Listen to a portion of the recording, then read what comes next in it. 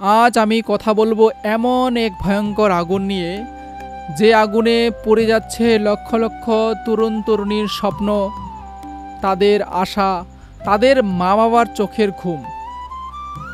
সেই আগুনের নাম বেকারত্ব।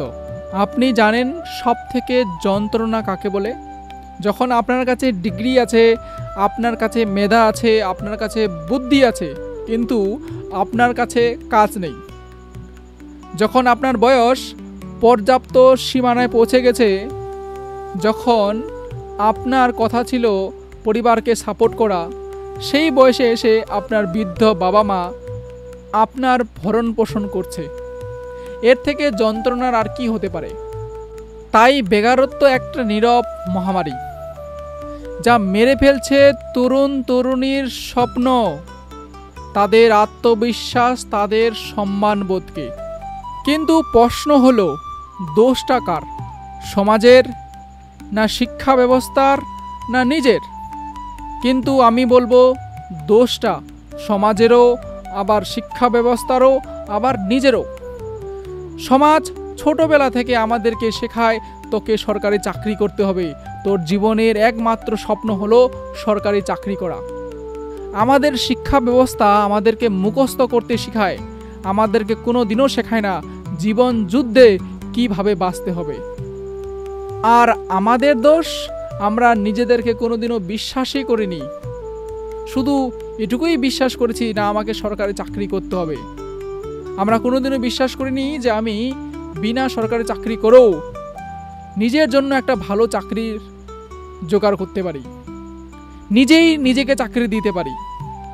সেই বিশ্বাসটুকু আমাদের কোনোদিনও ছিলই না। আমরা কোনোদিনও ভাবিনি যে চাকরি ছাড়াও জীবনে অনেক কিছু করার আছে, যেখানে মানসিক শান্তি থাকবে, যেখানে নিজের মালিক আমরা নিজেই হব। কিন্তু সমাজ শিখিয়েছে, শিক্ষা ব্যবস্থা শিখিয়েছে আমাদেরকে সরকারি চাকরি করতে হবে।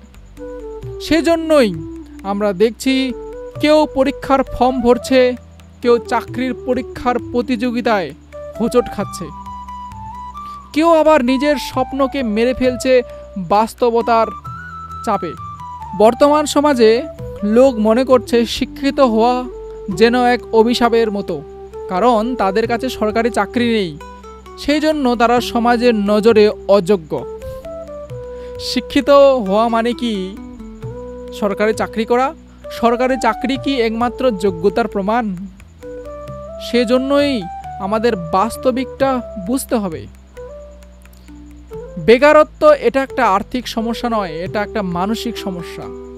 আমরা মন থেকে বেকার হয়ে আছি, আমরা মন থেকে বেকারত্বের সমস্যায় ভুগছি। যেদিন আমরা মন থেকে বেকারত্বটা দূর করে দিব, যখন আমরা কর্মক্ষেত্রে নেমে পড়ব যে আমাকে কাজ করতে হবে, আমার বয়স যতটুকুই হোক আমাকে নিজের কাজ নিজেই করতে হবে, তবুও আমি বলবো তুমি শিক্ষিত, তুমি হতাশ হও না। কারণ ইতিহাসের সব বিপ্লব শুরু হয়েছে হতাশা থেকে। শুধু নিজেদের উপর বিশ্বাস রাখতে হবে এবং নিজেকে প্রশ্ন করতে হবে, আমরা কেন সরকারি চাকরির পিছনে ধাক্কা খাচ্ছি? সরকারি চাকরি কি যোগ্যতার মাপকাঠি? আমরা কি কখনো ভেবে দেখেছি আমরা চাকরি না করেও অন্যকে চাকরি দিতে পারি, অন্যের জন্য কর্মসংস্থানের ব্যবস্থা করতে পারি? কোনো দিনও ভাবিনি। আমরা ভেবেছি শুধু দাসত্বের শিকার হতে, কিন্তু কোনোদিনও ভাবিনি যে আমরা নিজেরাও অন্যকে চাকরি দিতে পারি। আমাদের জ্ঞান, আমাদের যোগ্যতা, আমাদের শক্তি। তাই এই বেকারত্বের সমস্যাকে দূর করতে হবে মানসিকভাবে, সাহস, হৃদয়ের সৎ সাহস দিয়ে। যখন আমরা এই বেকারত্বের সমস্যাটাকে মানসিকভাবে দূর করব, সেদিন আমাদের জিত হবে। তাই বন্ধুরা মনে রেখো, একটা সমাজ, একটা রাজ্য, একটা দেশ তখনই এগোয় যখন সেই সমাজের, সেই রাজ্যের, সেই দেশের যুব সমাজ হার মানে না। তাই সময় এসে গেছে আমাদেরকে সরকারের আশায় বসে না থেকে নিজের ভিতরের আগুনকে জ্বালাতে হবে, আর একদিন সেই আগুনে সমাজ আলোকিত হবে। তাই তুমি শুধু এক মানুষ নও, এক নতুন সম্ভাবনার নাম, এক নতুন ভারতের স্বপ্ন। তাই উঠো, দাঁড়াও এবং এগিয়ে যাও। বেকারত্বের সমস্যাকে দূর করার একটাই উপায়, নিজের কর্মটা ঠিক করো। যেমনই হোক, কাজ শুরু করো আজ থেকে। সেটা ছোট ব্যবসা হতে পারে, সেটা তোমার টিউশন সেন্টার হতে পারে, সেটা কোচিং সেন্টার হতে পারে, সেটা একটা ছোট্ট স্কুল হতে পারে। তাই সরকারের ভরসায় নয়, নিজের ভরসায় জীবনযাপন করো। কারণ অবশেষে মানসিক শান্তিটা সর্বোপরি। যেখানে মানসিক শান্তি আছে সেখানে তোমার সম্মান আছে, যেখানে মানসিক শান্তি নাই সেখানে সম্মান নাই।